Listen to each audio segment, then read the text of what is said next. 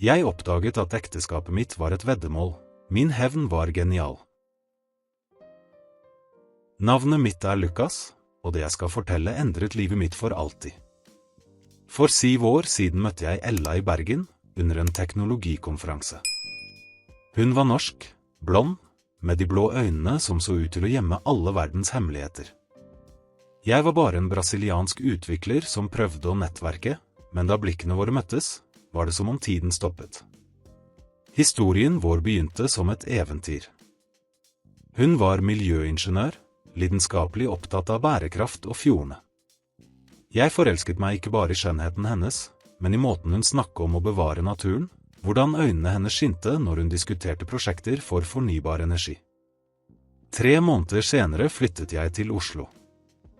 6 måneder senere fridde jeg til henne på toppen av Preikestolen, med midnattssolen som vitne. Bryllupet var perfekt. Vi feiret i den norske sommeren, med familie og venner fra begge sider av Atlanterhavet. Min brasilianske familie ble sjarmert av den norske tradisjonen, og Elles foreldre tok imot meg med åpne armer. I hvert fall var det det jeg trodde. Vi bygde et liv sammen. Kjøpte en leilighet i Grünerløkka, det hippe nabolaget i Oslo. Adopterte en katt ved navn Fjord. I helgene gikk vi på fjellturer eller besøkte isolerte hytter. Ella kjente hver centimeter av Norge, og jeg forelsket meg mer for hver dag, ikke bare i henne, men i landet jeg nå kalte mitt hjem. Men dere vet den følelsen av at noe er galt?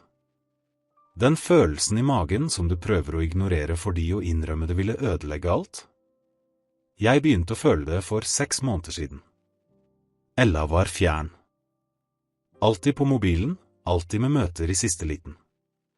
Når jeg spurte, sa hun det var jobb, at hun hadde et viktig prosjekt med stram frist. Jeg trodde fordi jeg ville tro. Fordi alternativet var utenkelig. En kveld i mars, da mørket fortsatt dominerte Oslo og våren bare var et fjernt løfte, kollapset alt.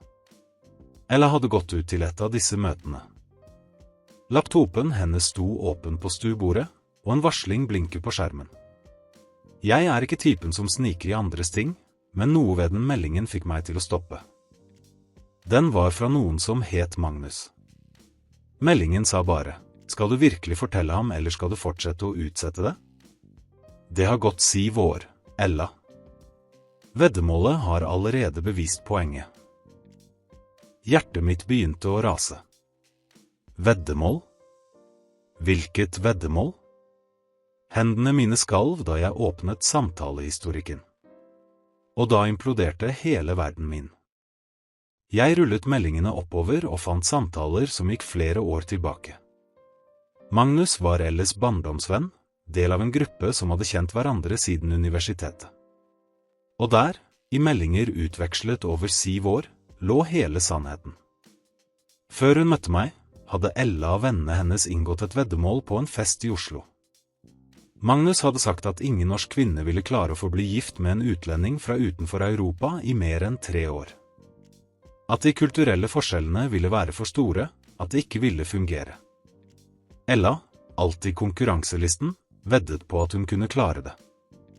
Veddemålet var 100 000 norske kroner, rundt 40 000 brasilianske real. Jeg var ikke en ektemann. Jeg var et sosialt eksperiment. Jeg leste melding etter melding. Ella beskrev møtene våre som prosjektfaser. Vårt første kyss som etablering av emosjonell forbindelse. Min flytting til Norge som forpliktelse bekreftet. Selv bryllupet vårt hadde blitt diskutert i disse kliniske termene, som om det bare var en milepæl å oppnå. Men det verste skulle fortsatt komme.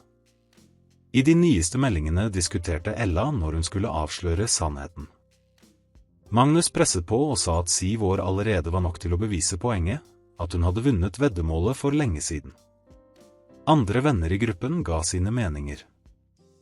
Noen sa hun burde fortelle det med en gang. Andre foreslo at det kanskje var bedre aldri å fortelle, siden det nå var ekte følelser involvert. Ekte følelser. Som om de første 7 årene av livet mitt med henne bare var teater. Jeg satte meg i sofaen, fortsatt med laptopen i hendene, mens hjernen min prosesserte alt. Hvert minne var nå forurenset. Vår første tur til Brasil, da hun møtte familien min, oppfylte hun bare sine forpliktelser? Da moren min gråt av glede over å ha Ella som svigerdatter, var det ekte for henne eller bare en del av spillet? Tårene kom, men ble snart erstattet av noe kaldere. Sinne. Besluttsomhet. Hvis Ella ville spille et spill, skulle jeg vise henne hvordan spillet burde spilles. Jeg tok bilder av alle samtalene. Hver melding, hver diskusjon om veddemålet, alt. Deretter lukket jeg laptopen akkurat som den var. Da Ella kom hjem den kvelden, så jeg på TV som normalt, som om ingenting hadde skjedd. Hun kysset meg på pannen og kommenterte kulden ute. Jeg smilte og sa jeg hadde laget varm sjokolade som ventet i kjøkkenet. Hun smilte tilbake, det smilet jeg trodde jeg kjente, og gikk for å hente koppen sin. Men nå så jeg alt annerledes. Var hver gest hennes kalkulert? Var hvert ord innøvd? I dagene som fulgte, holdt jeg alt normalt. Gikk på jobb, kom hjem, spiste middag sammen, så norske serier som hun insisterte på ville hjelpe meg med språket. Men innvendig planla jeg. Hevnen kunne ikke være eksplosiv. Den kunne ikke være åpenbar. Den måtte være perfekt, den måtte såre på riktig måte. Og viktigst av alt måtte den gi rettferdighet ikke bare til meg, men til hele løgnen som ble bygget. Først tok jeg kontakt med en advokat spesialisert i familierett. Norge har veldig klare lover om ekteskap og skilsmisse, og jeg trengte å forstå alle alternativene mine. Han forklarte at ekteskap under falske forutsetninger kunne betraktes som ekteskapsbedrageri, spesielt hvis det var bevis for at en av partene aldri hadde hatt en genuin intensjon om forpliktelse. Bevisene mine var solide. For det andre begynte jeg å dokumentere alt. Vår økonomiske situasjon, bidrag til hjemmet, alt som beviste min genuine investering i det ekteskapet. Mens Ella trodde hun lurte en naiv brasilianer, bygde jeg en uangripelig sak. Men den mest geniale delen av hevnen min skulle fortsatt komme. Husker dere at jeg nevnte at Ella jobbet med bærekraft? Vel, hun var i ferd med å lansere et enormt prosjekt, et partnerskap mellom selskapet hennes og den norske regjeringen for ren energi i kystsamfunn. Det var livsverket hennes, noe hun hadde bygget i årevis. Lanseringen skulle være på et stort arrangement i Oslo, med myndigheter, investorer, presse. Jeg bestemte meg for at det var der, foran alle som betydde noe for henne profesjonelt, at sannheten skulle komme fram. Men ikke på den måten dere tenker. 2 uker før arrangementet sendte jeg anonyme meldinger til Magnus og hele gruppen av venner involvert i veddemålet. Jeg lot som jeg var en av dem, opprettet en falsk profil, og foreslo at det ville være utrolig hvis vi på Elles arrangement gjorde en overraskelse ved å avsløre veddemålet. At det ville være en morsom historie å fortelle, nå som det hadde gått så lang tid. At vi til og med kunne gjøre det til en skål, for å feire at kjærligheten overvant selv et dumt veddemål. Dere må forstå mentaliteten. For dem var det alltid en uskyldig spøk. De så ikke grusomheten, kulden, ødeleggelsen de forårsaket. Så selvsagt ble de med. De trodde det ville være gøy. Jeg koordinerte alt. Fortalte dem at jeg, som Lukas, allerede visste alt og hadde tilgitt. At Ella hadde fortalt meg og vi lo sammen. At vi nå ville dele denne gale historien med alle i hennes øyeblikk av triumf. De trodde det. Fordi folk som gjør denne typen ting alltid undervurderer konsekvensene. Kvelden for arrangementet kom. Stedet var fantastisk, et moderne rom med utsikt over Oslofjorden. Mykt lys, minimalistisk og elegant innredning, alt veldig norsk. Ella var strålende i en mørkeblå kjole, snakke med investorer og politikere. Hun presenterte meg som sin brasilianske ektemann, med stolthet i stemmen. I hvert fall virket det som stolthet. Nå ville jeg aldri vite hva som var ekte. Arrangementet gikk perfekt. Ella holdt hovedpresentasjonen sin, snakk om bærekraft, framtid, langsiktig forpliktelse. Ironien gikk ikke meg hus forbi. Hun snakket om forpliktelse mens hele ekteskapet vårt var en løgn. Så kom tiden for skålen. Magnus løftet glasset sitt og ba om alles oppmerksomhet. Hjertet mitt banket hardt, men ansiktet mitt forble rolig. Ella så på ham overrasket, uten å forstå hva som skjedde. Magnus begynte å fortelle historien. Veddemålet, konferansen i Bergen hvor Ella møtte meg med vilje fordi jeg passet profilen hun søkte for å vinne. Hvordan hun hadde bevist at hun hadde rett, at kjærlighet transcender kulturer. Han snakket som om det var en inspirerende historie om å overvinne motgang. Stillheten i rommet var total. Folk så fra Magnus til Ella, deretter til meg. Forvirringen var synlig i alle ansikter. Var dette en spøk? Var det ekte? Ella var blek. Munnen hennes åpnet seg, men ingen lyd kom ut. Hun så på meg, og for første gang på 7 år så jeg genuin frykt i øynene hennes. Så løftet jeg glasset mitt også. Alle blikk vendte seg mot meg. Og jeg snakker. Jeg snakker på norsk, som jeg hadde øvd intensivt de siste ukene for dette øyeblikket. Jeg snakker sakte, tydelig, slik at hvert ord ble forstått. Jeg sa at Magnus hadde rett om en ting. Den historien viste virkelig noe om forpliktelse. Den viste hva som skjer når en person går inn i et ekteskap med total oppriktighet, investerer sitt hjerte, sitt liv, sin framtid, mens den andre personen behandler alt som et eksperiment. Den viste forskjellen mellom ekte kjærlighet og manipulasjon. Så avslørte jeg meldingene. Ikke fysisk, men verbalt. Jeg siterte spesifikke utdrag, datoer, samtaler. Beskrev hvordan Ella diskuterte forholdet vårt som faser i et prosjekt. Hvordan hun spurte vennene sine når hun skulle avslutte eksperimentet. Rommet var i totalt sjokk. Journalister til stede begynte å notere. Investorer så på Ella med misbilligelse. Sjefen hennes, en eldre mann kjent for sine tradisjonelle norske verdier om ærlighet og integritet, virker forstenet. Ella prøvde å snakke, prøvde å forklare, men ordene kom rotet ut, uten mening.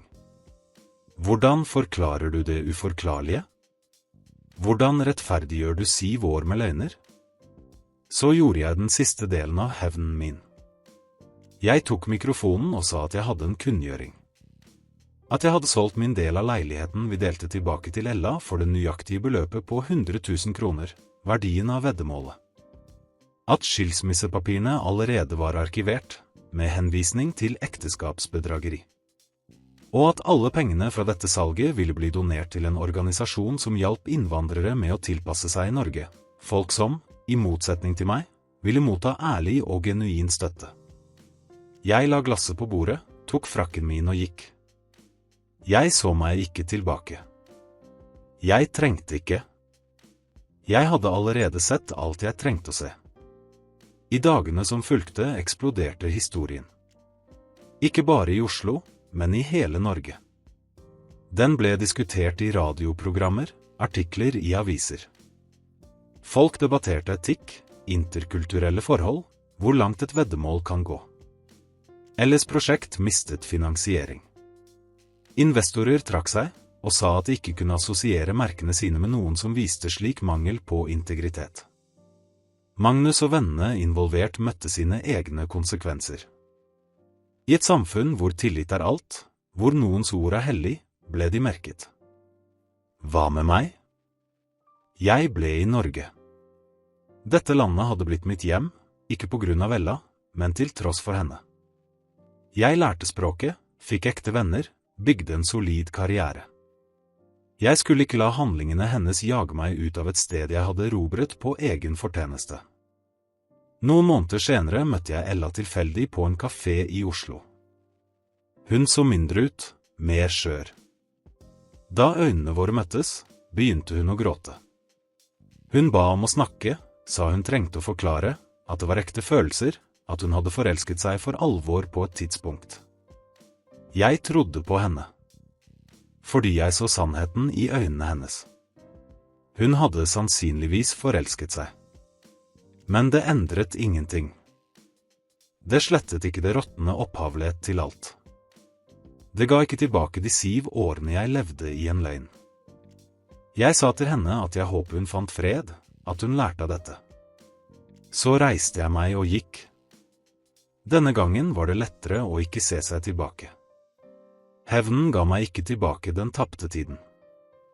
Den helbredet ikke smerten av å oppdage at kjærligheten i livet mitt ble bygget på et veddemål.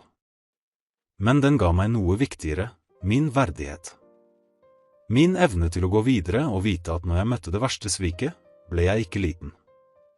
Jeg ropte ikke, tigget ikke, ydmyket meg ikke. Jeg spilte spillet hennes bedre enn hun kunne forestille seg. Og jeg vant. I dag, 3 år senere, bor jeg fortsatt i Oslo. Jeg møtte noen ny, en danske ved navn Sofia som jobber med menneskerettigheter. Forholdet vårt begynte sakte, med ærlighet fra første dag. Jeg fortalte henne hele historien min før selv det første kysset. Hun lyttet, holdt hånden min og sa at det som skjedde med meg ikke definerte hvem jeg var, men hvordan jeg valgte å reagere definerte alt. Noen ganger tenker jeg fortsatt på Ella. Ikke med sinne, men med en fjern tristhet. Hun mistet noe ekte på grunn av et dumt spill. Hun mistet noen som ville elsket henne ubetinget resten av livet. Og hvorfor? For 100 000 kroner og retten til å si «jeg hadde rett». For en tom seier. Når det gjelder vennegruppen hennes, hørte jeg fra andre at de spredte seg. Veddemålet ødela ikke bare ekteskapet mitt, men også vennskapene deres.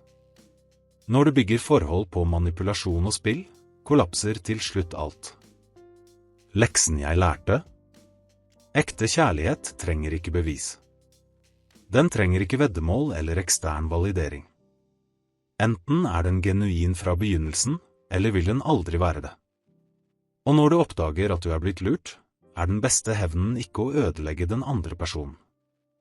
Det er å gjenoppbygge deg selv så fullstendig, så storslagent, at løgnen deres blir irrelevant. Min hevn var genial ikke fordi jeg ydmyket Ella offentlig. Den var genial fordi jeg gjenvant livet mitt, min identitet, min makt. Fordi jeg viste at manipulasjon har konsekvenser. Og viktigst, fordi jeg gikk videre og fant ekte lykke, bygge på sannhet. Fordi til slutt er å leve godt ikke bare den beste hevnen. Det er den eneste som virkelig betyr noe. Og hvis du har kommet så langt, hvis historien min rørte deg på noen måte, abonner på kanalen. Del med noen som trenger å høre at det er mulig å komme seg etter de verste svik. Fordi alle fortjener ekte forhold, bygge på sannhet og respekt. Og hvis du går gjennom noe lignende nå, skal du vite at det er lys i enden av tunnelen. Du vil overvinne. Du vil gjenoppbygge deg selv. Og når du gjør det, vil du være sterkere enn du noensinne forestilte deg var mulig. Trykk på abonner-knappen, aktiver klokken og la oss fortsette denne reisen sammen. Til neste historie.